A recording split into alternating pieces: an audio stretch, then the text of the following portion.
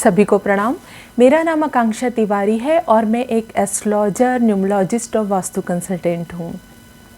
आज की इस वीडियो में मैं आपसे बात करूँगी गुरु के कुंभ राशि में गोचर की, जो कि 6 अप्रैल 2021 को होने वाला है। आप लोगों को मैं बता दूँ कि गुरु जो हैं वो कुंभ राशि में 6 अप्रैल 2021 को ट्रांजिट करेंगे और वो कुंभ राशि में ही 13 अप्रैल 2022 तक रहेंगे। इस बीच जुपिटर जो हैं वो 14 सितंबर 2021 को वक्री होंगे। तो देखिए आप लोग वक्री का चिंता मत कीजिए, क्योंकि ट्रांजिट का एक रूल है कि जो वक्री प्लैनेट होते हैं ट्रांजिट में वो अपनी पिछली ही राशि का फल देते हैं। इट मीन्स कि अगर जुपिटर एक्वेरियस से कैप्रिकॉर्न में आ भी जाएंगे तो भी वो अपने एक्वेरियस राशि का ही फल देंगे। यह बात अब आप देखिए, जब भी हम ट्रांजिट देखते हैं तो पहले हम जुपिटर को समझिए कि जुपिटर क्या है एक्चुअली। जुपिटर जो है वो जिस भी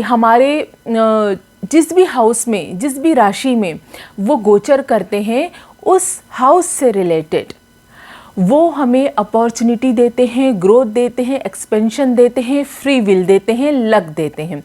ये है जुपिटर। और एक्वेरियस साइन क्या है? एक्वेरियस भी काम त्रिकोण की राशि है, वायु तत्व की राशि है, वो भी डिज़ायर, फ्रीडम, अपॉर्चुनिटी इसी की राशि है। तो आप लोगों को मैं बता दूं कि अभी तक जो जुपिटर थे, जब वो सेजिटेरियस में गोचर कर रहे थे, जब वो धनु राशि में गोचर कर रहे थे, तब वो राहु केतु से पीड़ित थे और सैटर्न से भी थे।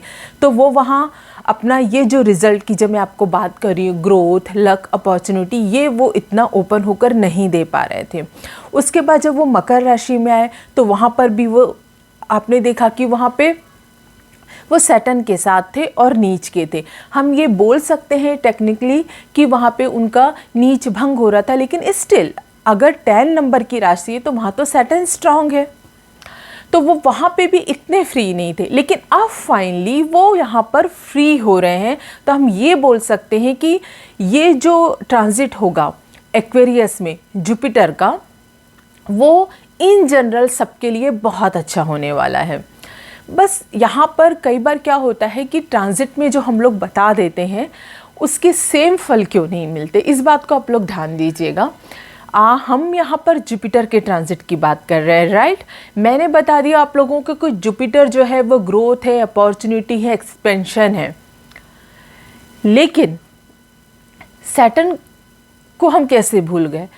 हमें तो ओवरऑल सब कुछ देखना पड़ता है। राशि में मकर में ही सैटर्न भी गोचर कर रहा है और सैटर्न का जो ट्रांजिट होता है वो बहुत ही इंटेंस होता है और बहुत स्ट्रांग होता है, हम उसको नहीं भूल सकते हैं। सैटर्न और जुपिटर में यही अंतर है कि सैटर्न एक कार्मिक प्लैनेट होता है और जब हम ट्रांजिट में जैसे कि मैंने आपको कहा कि जैसे कि हमको अगर कोई फंक्शन, कोई मैरिज, कुछ अच्छी ट्रैवलिंग, कुछ अच्छा देखना हो तो हम जुपिटर से देखते हैं, राइट। लेकिन जब हमको डेथ देखना हो, ऑब्स्टिकल्स देखने हो, प्रॉब्लम देखनी हो तो हम, और करियर देखना हो तो हम वो सैटर्न से देखते हैं। तो इस वजह से हमारा ये सिर्फ जुपिटर का ट्रांजिट है, लेकिन इस वजह से जब हम फाइनली रिजल्ट देखते हैं तो इस वजह से उसमें थोड़ा सा डिफरेंस आ जाता है। और दूसरी बात, राहु और केतु को भी हम नहीं भूल सकते, उसका भी ट्रांजिट हम बिल्कुल इग्नोर नहीं कर सकते, क्योंकि राहु जो है वो हमारा प्रारब्ध है, वो पुरानी घटनाओं को लेकर सामने आता है और उसको हमें फेस करना ही पड़ता है। तो हम राहु के भी ट्रांजिट को जो है वो इग्नोर नहीं कर सकते हैं। इस वजह से रिजल्ट्स मतलब जो है वो अलग अलग आते हैं।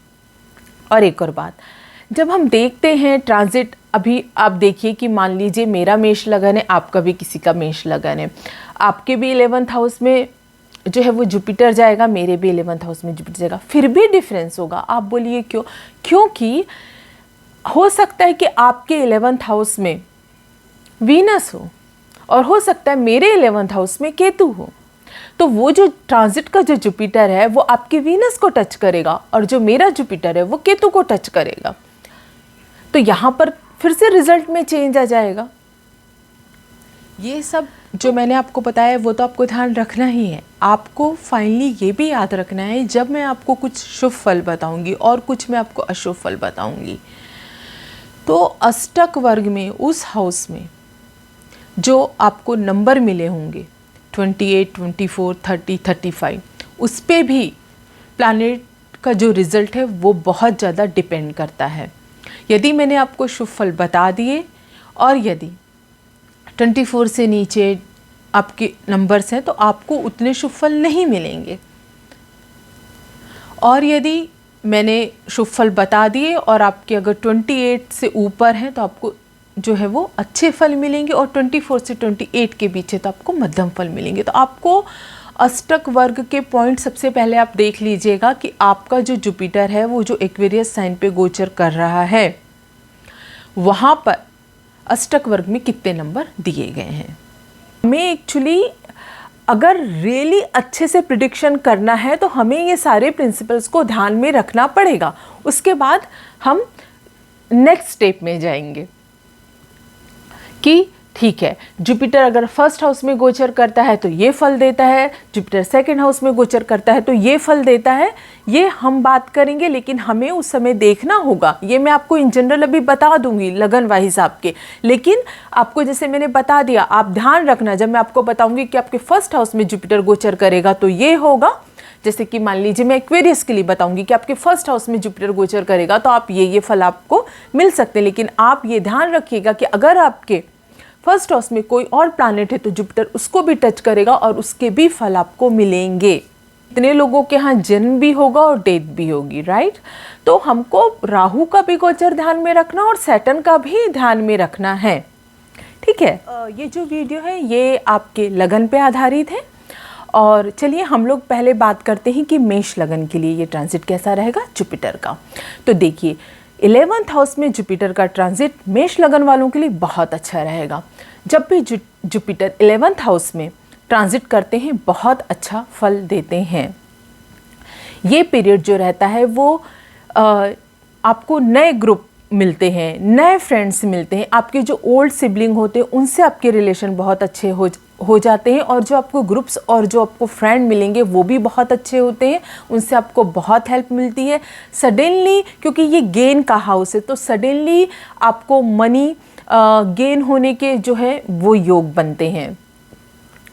और मेनली ये जो 11th हाउस है ना, जब इसमें जुपिटर गोचर करता है तो कोई आप अपनी लाइफ का मेजर गोल जो है वो बनाते हो और उसकी तरफ आप आगे बढ़ते हो, और ये ट्रांजिट मेजर गोल को बनाकर उसकी प्राप्ति के लिए भी बहुत अच्छा होता है।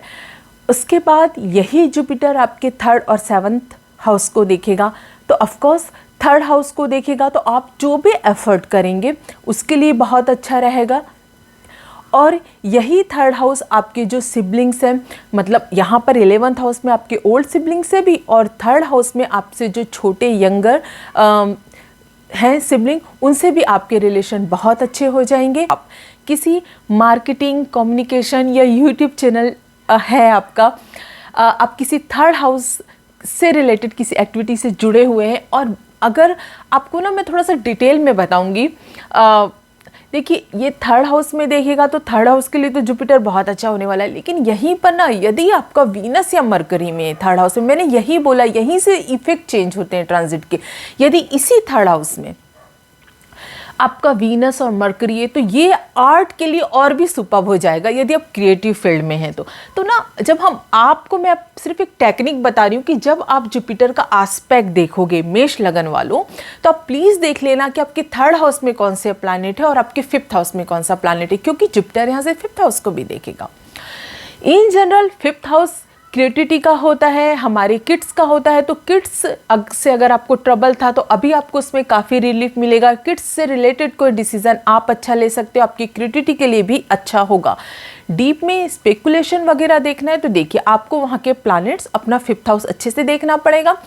अभी हमने देखा कि मेष लगन वालों के लिए 11th, 3rd और 5th हाउस, 11th हाउस में भी जो आपका जुपिटर है, प्लीज़ आप देख लीजिएगा कि आपके चार्ट में 11th हाउस में कौन सा प्लैनेट है, क्या जुपिटर उसको टच कर रहा है क्या।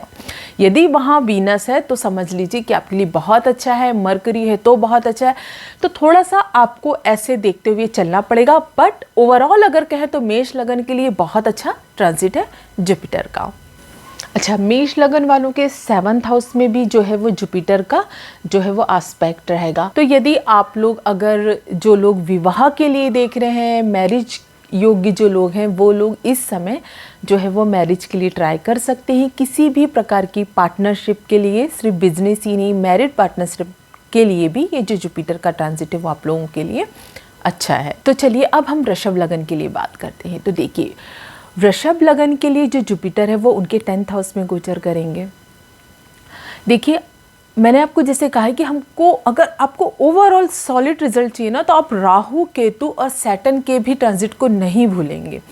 देखिए, वृषभ लगन के लिए सैटर्न जो है वो अभी उनके 9th हाउस में गोचर कर रहे हैं और उनका जो लगन है वो राहु केतु के एक्सेस में है, तो हम ये नहीं भूल सकते। अब हम जुपिटर की बात करें तो देखिए, जुपिटर आपके लिए भी बेनिफिक होगा। 10th हाउस में जो जुपिटर है वो, मैं आपको ये तो नहीं कहती कि आपको कुछ बहुत अच्छा प्रमोशन मिल जाएगा, एकदम से हाइक हो जाएगी आपके करियर में। 10th हाउस में जो जुपिटर का जब नॉर्मली गोचर होता है तो वो एक्चुअली आपके जो वर्क प्लेस है उसमें आपके रिलेशन अच्छे हो जाते हैं, आप हैप्पी रहते हो अपने वर्क प्लेस पे, आप एंजॉय करते हो अपने कलीग के साथ, मतलब आपको स्ट्रेस नहीं रहता है, ठीक है। इस काइंड ऑफ कि यू आर हैप्पी वहाँ पर, ठीक है। लेकिन अगर हम जो ओवरऑल अगर हम ट्रांजिट को देखकर बात करें तो हम एकदम से ये नहीं बोल सकते कि बहुत ग्रोथ हो जाएगी, क्योंकि टॉरस लगन वालों के लिए वैसे भी जो जुपिटर होता है वो इतना बेनिफिक प्लैनेट तो होता नहीं है, लेकिन फिर भी ये आपको ख़राब रिजल्ट नहीं देगा। इवन अगर आपके जॉब में कोई इशू चल रहे थे तो आपको काफ़ी रिलीफ मिलेगा, आप सेटिस्फाई रहोगे, एंजॉय करोगे, अच्छा सा माहौल रहेगा आपके वर्क प्लेस में। यहीं से जुपिटर आपके 2nd हाउस को एस्पेक्ट करेंगे, आपके 6th हाउस को एस्पेक्ट करेंगे और आपके 4th हाउस को एस्पेक्ट करेंगे। तो ऑफ कोर्स आपकी अगर प्रोफेशनल लाइफ में आप रिलीफ फील करोगे तो आपका जो हाउस है, आपका जो घर है, वहाँ पे भी आपको मानसिक शांति मिलेगी और आप अच्छा फील करोगे। 2nd हाउस में अगर आप सेविंग नहीं कर पा रहे थे तो आप अपनी सेविंग कर पाओगे।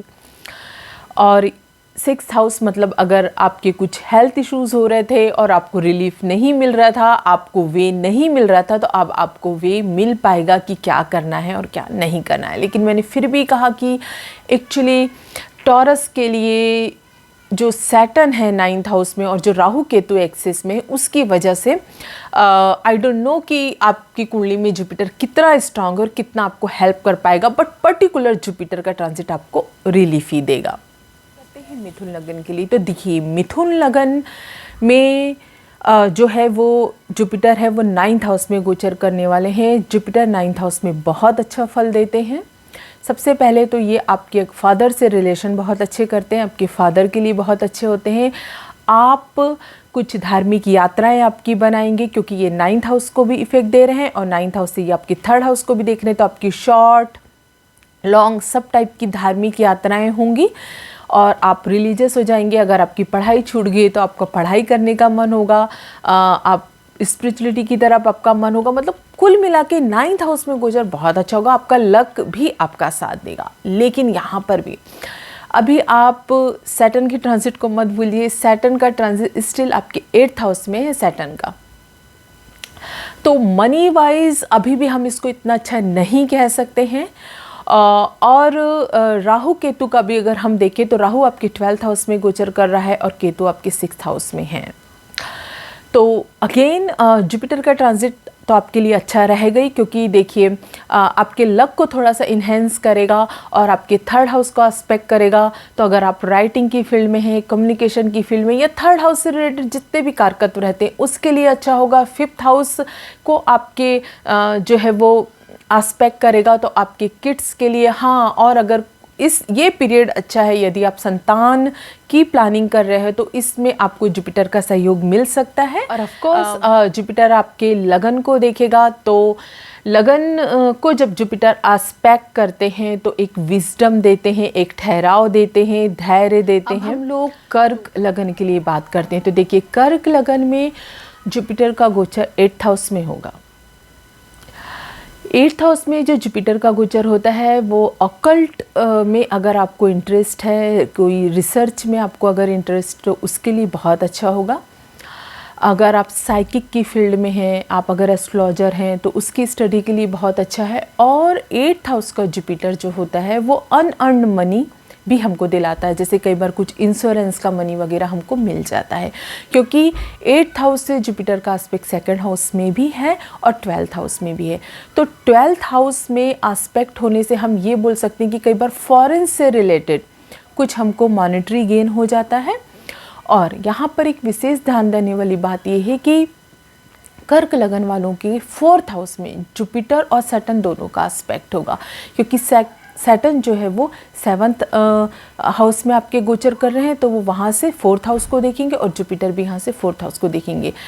तो स्पेशली कर्क लगन वाले जो 4th हाउस से रिलेटेड कुछ या तो ये कुछ कंस्ट्रक्शन कर सकते हैं हाउस का, या हाउस से मूव हो सकते हैं, कुछ लैंड या से रिलेटेड ऐसा कुछ 4th हाउस से रिलेटेड जो है वो आप इस टाइम पे कुछ मेजर कुछ आप काम कर सकते हो, क्योंकि उसमें जुपिटर और सैटर्न दोनों का एस्पेक्ट है।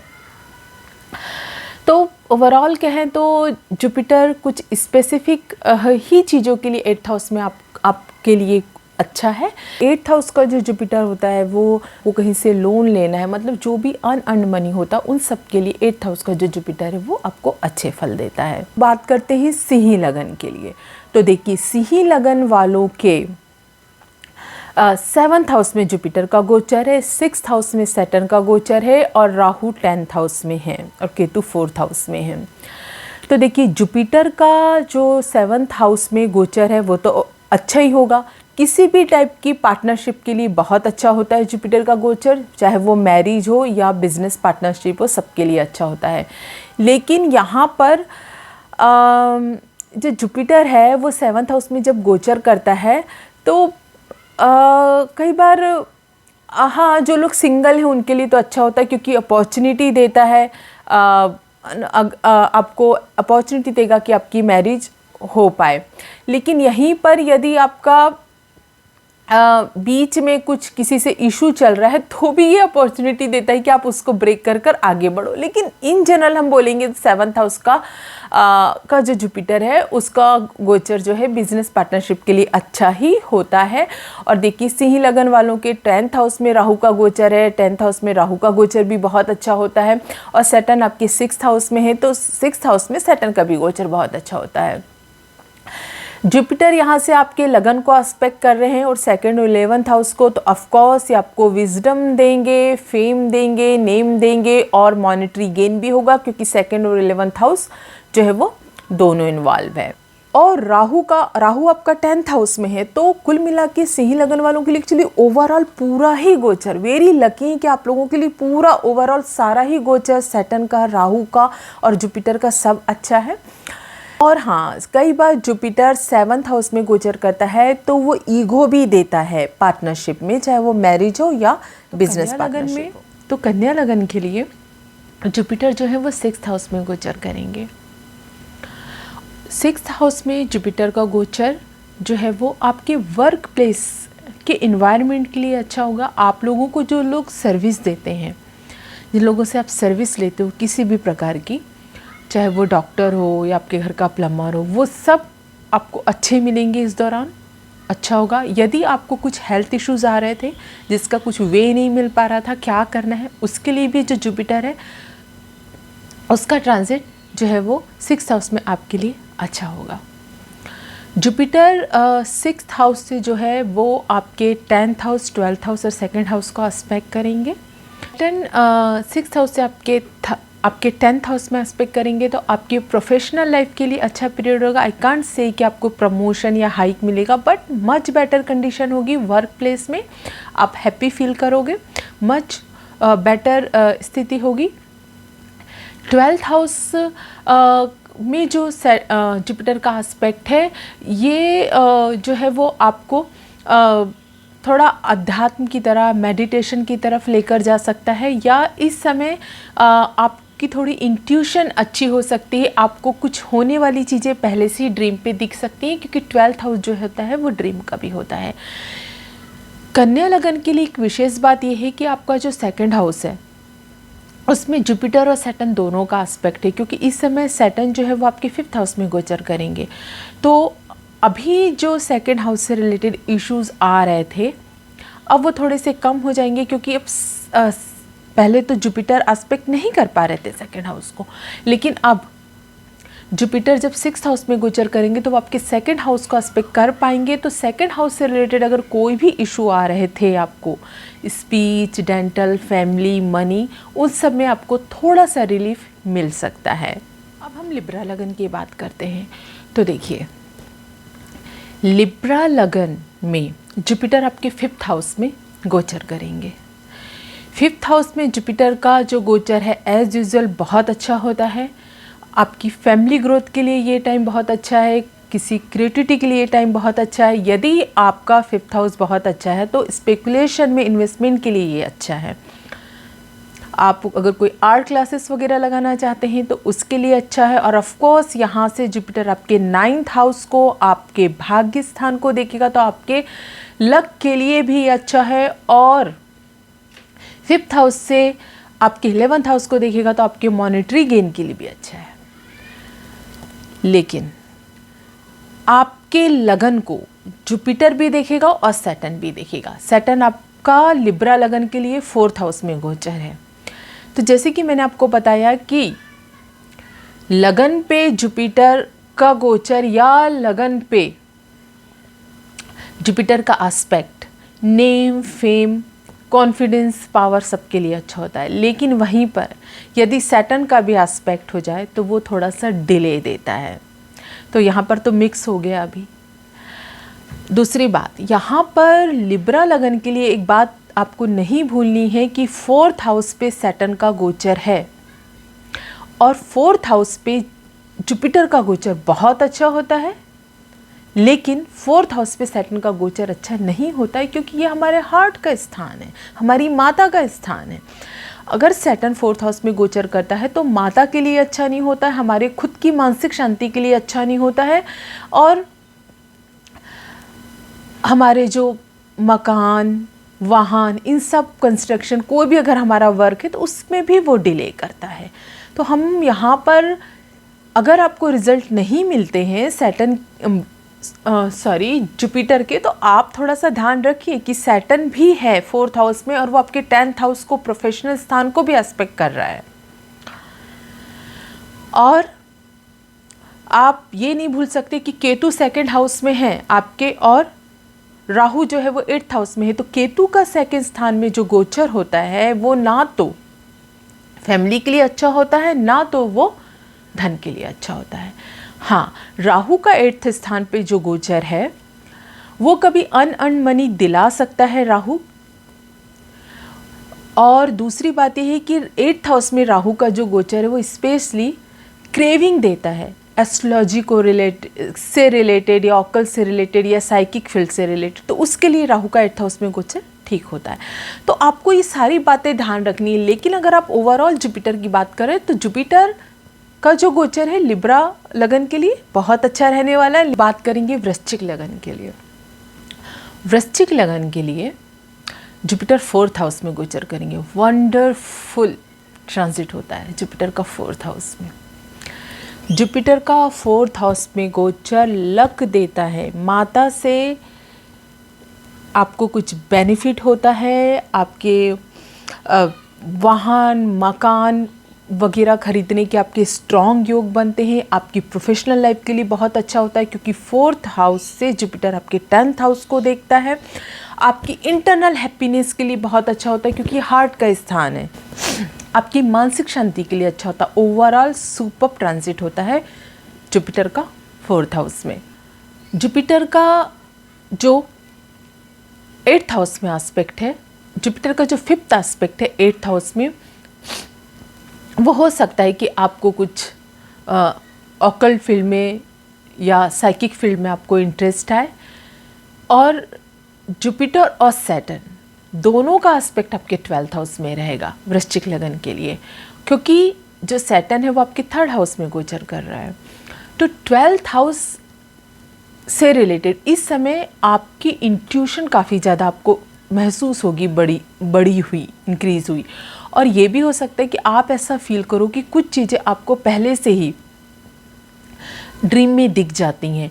और आपका कुछ फॉरेन से रिलेटेड, अगर आपका कुछ बिजनेस है तो फॉरेन से आपको कुछ गेन हो सकता है या फॉरेन से आपका कुछ कनेक्शन हो सकता है, क्योंकि सैटर्न और जुपिटर दोनों कनेक्टेड हैं इस दौरान 12th हाउस से।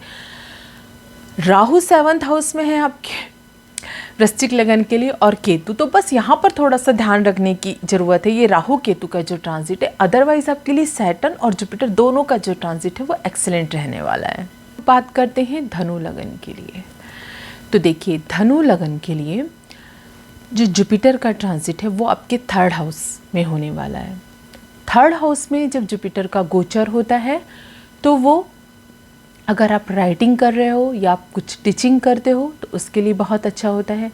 आपके नेबर से जो रिलेशन है वो अच्छे होंगे, नेबर से रिलेशनशिप के लिए अच्छा होता है।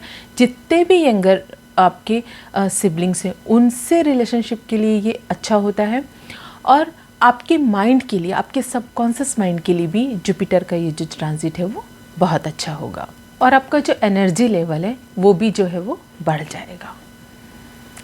यहाँ पर धनु लगन वालों को एक बात ध्यान देने की ज़रूरत है कि जो जुपिटर है वो 6 अप्रैल 2021 के पहले तक मकर राशि में रहेंगे सैटर्न के साथ। तो वो वहाँ से आपके 6th हाउस का एस्पेक्ट कर रहे थे, तो आपके जो भी हेल्थ इश्यूज़ थे उनको वो थोड़ा सा कवर अप कर रहे थे, आपको हेल्प मिल रही थी। लेकिन अब जुपिटर आ जाएंगे एक्वेरियस में, तो आपके 3rd हाउस से तो रिलेटेड अच्छे हो जाएंगे वो।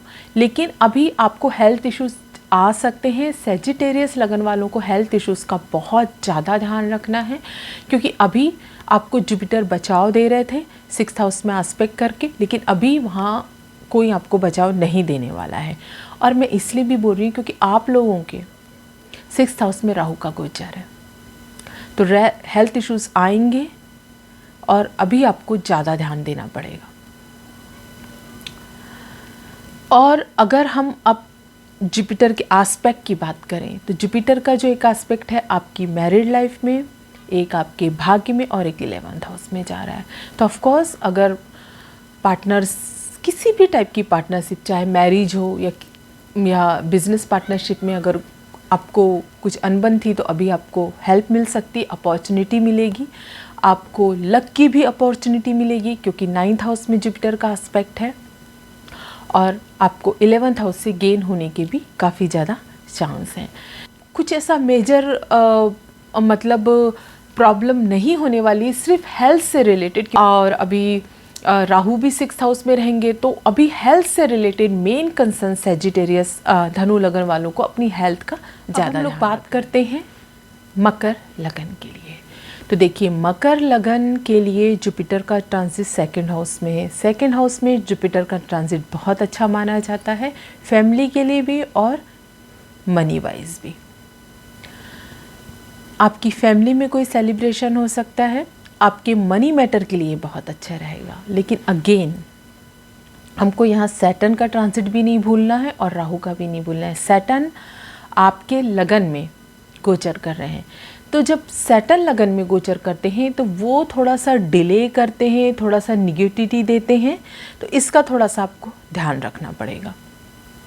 और राहु का 5th हाउस में भी जो गोचर है वो इतना कुछ अच्छा होता नहीं है। लेकिन हम इस वीडियो में जुपिटर के ट्रांजिट की बात कर रहे हैं, तो जुपिटर का 2nd हाउस में जो गोचर है वो आपके फैमिली, मनी मैटर के लिए, आपकी स्पीच के लिए, सबके लिए बहुत अच्छा रहने वाला है।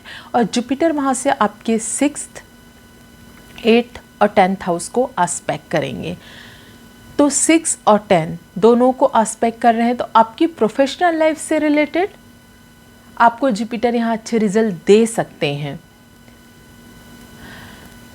आपके मैं ये तो नहीं बोलूँगी कि प्रमोशन एकदम से हो सकता है, लेकिन हाँ ये है कि आप हैप्पीनेस फील करोगे, एंजॉय करोगे अपने वर्क प्लेस पे, आपके कलीग से आपके रिलेशन अच्छे रहेंगे और प्रोफेशनल लाइफ आपकी स्मूथ कर सकता है ये जुपिटर।